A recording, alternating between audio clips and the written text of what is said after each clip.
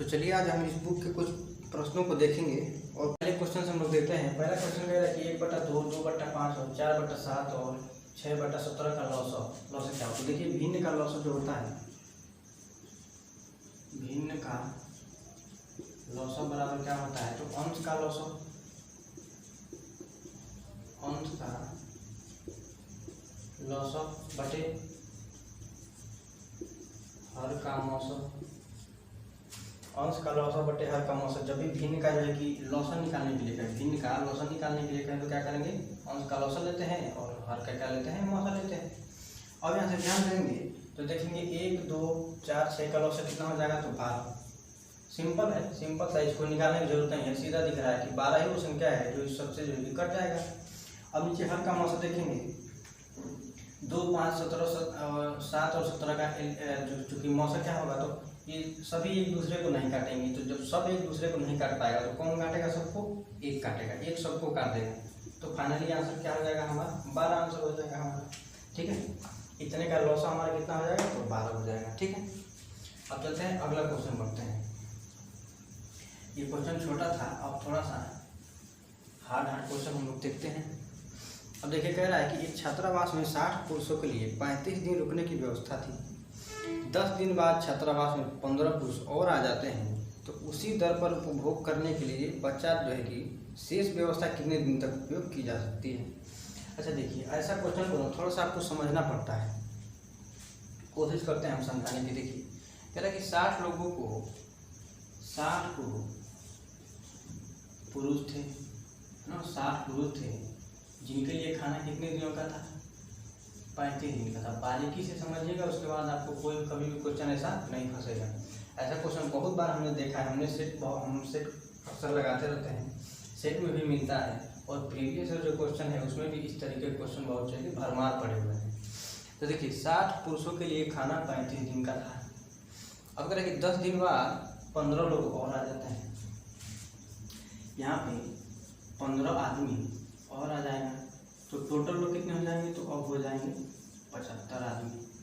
ध्यान दीजिए, लेकिन कब 10 दिन बाद आते हैं, 10 दिन बाद आते हैं, ध्यान से इसको समझना। 10 दिन बाद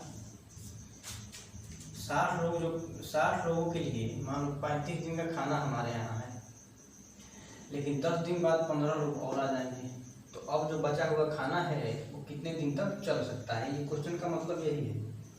तो यहाँ पे ध्यान दीजिएगा कि 60 लोग जब खाना खाते तो 35 दिन तक खाना खाते हैं, लेकिन 10 दिन खाना खा चुके हैं तब 15 लोग आए हैं, है ना। 60 लोग 35 दिन का खाना था, 10 दिन तो खा लिए हैं, उसके बाद से जो 15 लोग आए हैं, दिन कितना बचा है, तो देखेंगे दिन तो हमारा बचा है 25 दिन।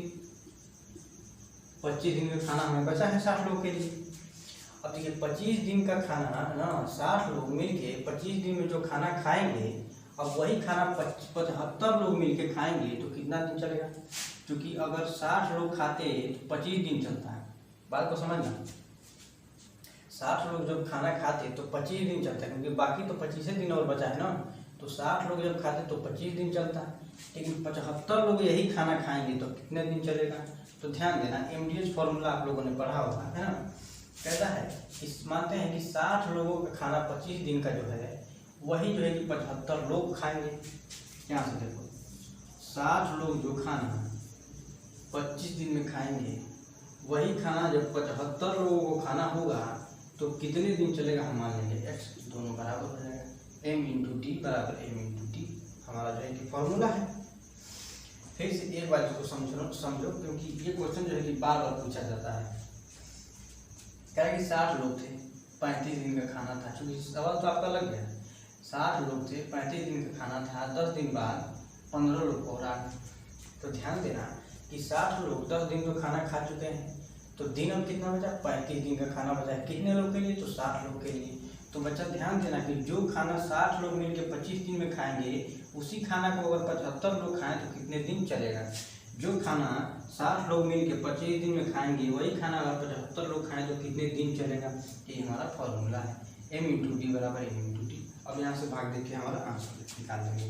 तो देखिए 25 दिया कितना हो जाएगा, 75, 25 दिया 75, और 30 को 60 से 60 में भाग देंगे तो यहाँ आ जाता है 20। दिन चलेगा। समझ लो नहीं, जो खाना 60 लोग 25 दिन में खाएंगे वही लोग अगर 75 लोग खाएं तो 20 दिन चलेगा। समझ रहे हो कि नहीं? ज़्यादा लोग हैं तो जो जाहिर सी बात है कि कम दिन चलेगा, तो 20 दिन हमारा चलेगा। ऐसा सवाल आप लोग जो है कि हम समझाने के लिए थोड़ा सा टाइम जरूर लिए हैं, लेकिन आप इसको अच्छे से समझे होंगे अगर, तो ऐसा क्वेश्चन आप आराम से लगा लें। टाइम इसलिए हमको लग रहा है क्योंकि हमको समझाना है। अगर हमें समय लगाना होता, क्योंकि हम देखिए रोज डेली कोई ना कोई जो है कि सेट लगाते रहते हैं। ग्रुप डी का हुआ, एनटीपीसी का हुआ, सीजीएल का हुआ, सीएचएसएल हुआ, लेखपाल हुआ, कोई भी सेट है, हम एक दिन जो है कि गैप करके हमेशा सेट लगाते रहते हैं।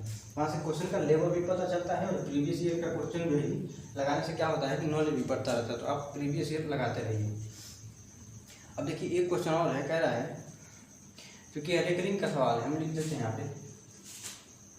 रिकरिंग का सवाल है, कह रहा है 0, 2 और क्या है 3, 6, इस पर क्या है रिकरिंग दे दिया, बार दे दिया है। अब कह रहे हैं इसको सरलतर रूप में लिखने के लिए तो भिन्न में बदलना है, सीधा समझो कि इसको भिन्न में बदलना है। तो देखिए जब भी ऐसा क्वेश्चन कहे तो कि रिकरिंग एक पूरा चैप्टर हो जाता है, तो रिकरिंग पढ़ने के लिए आपको टाइम देना पड़ेगा। लेकिन इस सवाल के हिसाब से जितनी भी जानकारी हमें हो सकता है तो हम बता देंगे। देखिए कि पॉइंट के बाद जितने भी संख्याओं के ऊपर रिकरिंग होता है ना, पॉइंट के बाद जितनी भी संख्याओं के ऊपर रिकरिंग होता है उसके लिए बटे में 9 लिखते हैं, ठीक है, 9 लिखते हैं। लेकिन जिनके ऊपर रिकरिंग नहीं होता है उनके लिए बटे में क्या लिखते हैं, 0 लिखते हैं। लेकिन 0 कब लिखते हैं, तो 9 के बाद लिखते हैं। लेकिन ध्यान यहाँ पे ये देना है कि 2 संख्याओं के ऊपर रिकरिंग है, लेकिन एक संख्या के ऊपर यहाँ पे देखेंगे 2 जो अंक है उसके ऊपर रिकरिंग नहीं है। 0 को हम नहीं लेंगे, क्योंकि 0 को अगर किसी में से घटाते हैं तो मान में परिवर्तन नहीं होता है। तो इस सवाल को लगाने का जो है कि तरीका क्या होगा कि 236 पहले लिखेंगे। पहले क्या लिखेंगे, 236, क्योंकि 0 क्यों नहीं लिखेंगे कि 0 किसी में से घटाएंगे, किसी में जोड़ेंगे तो कोई फर्क नहीं होता है। तो 236 लिखेंगे और जिसके ऊपर रिकरिंग नहीं है उसको इसमें से क्या करेंगे, घटा देंगे। पूरा संख्या एक बार लिखेंगे 236 और जिसके ऊपर रिकरिंग नहीं है उसको क्या करेंगे, इसमें से घटा देंगे। और बटे में क्या लिखते हैं, तो देखिए 2 संख्या के ऊपर रिकरिंग है तो 2 × 9, 2 संख्याओं के ऊपर रिकरिंग नहीं है तो 2 × 0। ध्यान दीजिएगा कि जब भी 0 लिखेंगे तो चाहे ये रिकरिंग इधर लगे चाहे उधर लगे, रिकरिंग जो कि 9 के बाद ही हम 0 लगाएंगे। 0 को हम इधर नहीं लगा सकते, 9 के बाद 0 लगाते हैं, ठीक है। अब इसको काटिए, 236 में से 2 जाएगा तो 234 बचेगा। नीचे कितना हो जाएगा, 9,900। इसको काटिएगा अगर तो, क्योंकि इसको काट के आप देख लीजिएगा कितना आएगा, क्योंकि अगर हम कैलकुलेशन करने इसको देखिए, इसमें हम आंसर बता दे रहे हैं। इसको अगर आप काटते हैं तो क्या आएगा, 13/550, जो कि ऑप्शन नंबर आप बी में देख रहे हैं वही इसका आंसर हो जाएगा, ठीक है। इसको काटेंगे बस 234/9,900 को, तो 13/550 आपका आंसर हो जाएगा।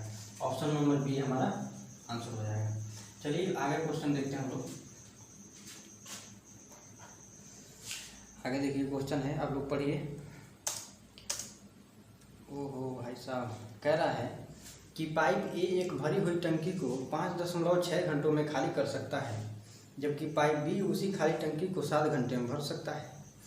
कह रहा है कि टंकी के पूरे भरे होने की स्थिति में यदि पाइप ए और बी को बारी बारी से प्रत्येक 1 घंटे के लिए खोला जाता है तो टंकी को खाली करने में कितना समय लगेगा। तो चलिए देखिए इसको कैसे लगाते हैं। देखिए कह रहा है ए जो है 5.6 घंटे में पूरी टंकी को खाली कर देगा, जबकि बी इसे 7 घंटे में भर देगा। तो सबसे पहले हम क्षमता निकाल लेते हैं कि क्षमता कितना होगा। तो ध्यान देना ये कि जब भी पॉइंट में कोई संख्या दे तो उसी को क्षमता लेते हैं, क्योंकि इस संख्या से ये आराम से कट जाता है। तो 5.6 हमारा क्या हो जाएगा, टोटल क्षमता हो जाएगा। अब देखिए ये टंकी की क्षमता में अगर इसके दिन से भाग दोगे कि इतने टाइम में खाली कर रहा है तो इसका क्षमता पता चल जाएगा। तो 5.6 में 5.6 से गुणा भाग दोगे तो हमारा 1 आएगा, लेकिन 1 किस में आएगा, तो ये निगेटिव में आएगा क्योंकि खाली करने वाला है। 1 घंटे में ये 1 लीटर खाली कर देगा। सेम इसकी अगर क्षमता निकाले यहाँ से तो 8×7 = 56 यानी कि 0.8 लीटर, 0.8 8 लीटर ये 1 घंटे में क्या करेगा, भरेगा। ये 1 घंटे में 1 लीटर खाली करेगा, जबकि ये 1 घंटे में 800 ml भरेगा, यानी कि 0.8 लीटर भरेगा। अब कह रहा है कि जब 5.6 लीटर की टंकी पूरी भरी हुई है ना, पूरी भरी हुई हो और इनको 1-1 घंटे के लिए खोला जाए तो टंकी खाली होने में कितना टाइम लगेगा। क्योंकि अगर देखा जाए तो देखिए ये 1 घंटे में 1 लीटर खाली कर दे रहा है, जबकि ये 1 घंटे में 800 ml भर रहा है, तो कहीं ना कहीं हमारा टंकी खाली ही हो रहा है, भरने की जगह खाली ही हो रहा है। तो वही दे रहा है कि बारी बारी से अगर 1 घंटे के लिए खोल दिया जाए तो ये टंकी खाली होने में कितना टाइम लगेगा। ध्यान देना ये कि देखते हैं कि एक चक्कर जब पूरा हो रहा है तो काम कितना हो रहा है। तो देखो 1 घंटा ये करेगा, 1 घंटा ये, तो 2 घंटे में वो चक्कर पूरा हो रहा है। तो 2 घंटे में देखो कि काम कितना हो रहा है। तो 1 लीटर भर रहा है, 1 लीटर खाली कर रहा है, 800 ml भर रहा है, यानी कि खाली कितना हो रहा है 2 घंटे में। तो पॉइंट में हमारा 2 लीटर, पॉइंट में हमारा 2 लीटर। 2 घंटे में क्या हो रहा है कि 0.2 लीटर हमारा खाली ही हो रहा है।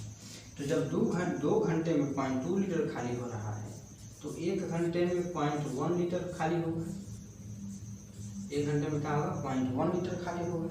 और जब 1 घंटे में 0.1 लीटर खाली होगा तो 5.6 लीटर को खाली करने में कितना टाइम लगेगा। तो क्या करेंगे कि देखिए 1 घंटे में 0.1 लीटर खाली हो रहा है, तो 5.6 में क्या करेंगे, 0.1 से भाग देंगे तो हमारा आंसर आ जाएगा 0.1 से।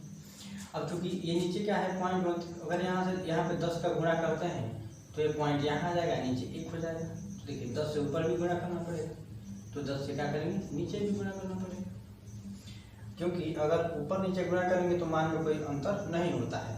तो अब यहाँ पे देखेंगे कि ऊपर क्या हो जाएगा, तो ये 10 यहाँ से यहाँ चला आएगा, तो ऊपर बचेगा हमारा 56। नीचे कितना बचेगा, तो नीचे बचेगा 1, क्योंकि ये 10 के 10 गुणा किए हैं तो यहाँ पे आ गया घसक के, तो नीचे क्या हो जाएगा 1। तो फाइनली हमारा आंसर कितना हो जाएगा, 56 घंटे। अगर बारी बारी से इन दोनों को खोला जाएगा तो पूरा खाली होने में हमारा 56 घंटे टाइम लगेगा। लेकिन देखिए एलसीएम लेने में बहुत बच्चों को दिक्कत होता है, तो ध्यान दीजिएगा कि जब भी पॉइंट में कोई संख्या लिखा हो तो उसी संख्या को हम पूरा एलसीएम मानते हैं, क्योंकि ये संख्या इसको आराम से, इससे जो है कि आराम से कट जाता है। और इसमें घबराने वाली कोई बात नहीं, क्योंकि इससे आसान जो है कि कॉम्प्लिकेटेड सवाल ज़्यादा नहीं देते हैं, बस सोचने वाली चीज़ होती है, आराम से क्वेश्चन लग जाता है।